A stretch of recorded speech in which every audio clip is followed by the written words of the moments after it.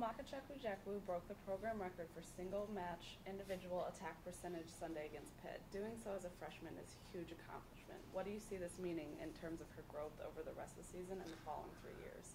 Yeah, well, you never want to get too far ahead of yourselves. I think rather than looking forward, what you saw on Sunday in that match was a reflection of the work Amaka has put in up to this point, and the improvement she's been able to make in her game. She's a very diligent learner, pays attention in practice, works hard to understand what's being asked of her rather than kind of just blindly going through reps.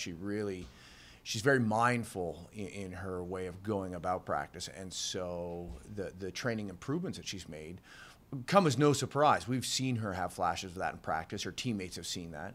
The setters have worked really hard to develop a connection with her, and they deserve a lot of the credit for the end result. Every kill you get in the middle is such a timing play that both the setter and the hitter, and certainly the passing required to do it, they all play a part. But Amaka's worked hard. She's been very diligent, and each step of the way she's very focused on what she's doing. So not a huge surprise, and certainly, yes, exciting about the future, but we got to continue the same path that got her to where she is now. Jill Strokis is ranked 7th in the ACC in digs after averaging 3.93%.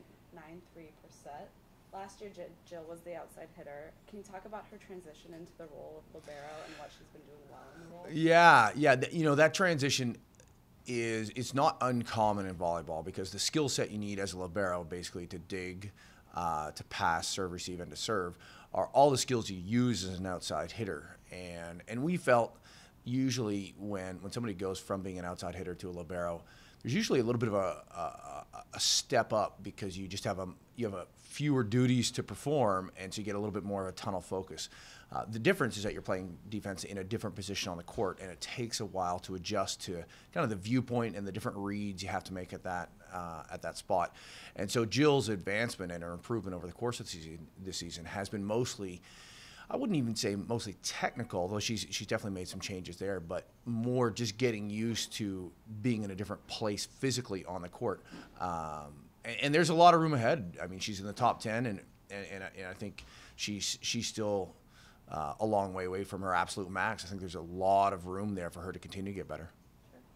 The team is facing Clemson and Georgia Tech on the road this weekend, 2 teams that you've already conquered at home.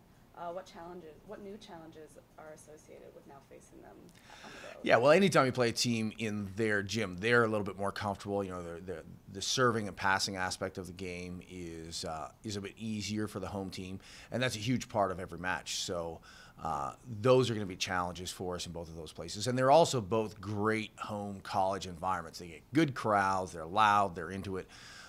So it's fun to play in both of those places, but it's really important that we really nurture our team chemistry and our bonds between players, that those are really strong going into the weekend, because that's kind of the only thing you've got to rely on when you're there is what you bring for your own support, because you're not going to get it from anybody else in the gym.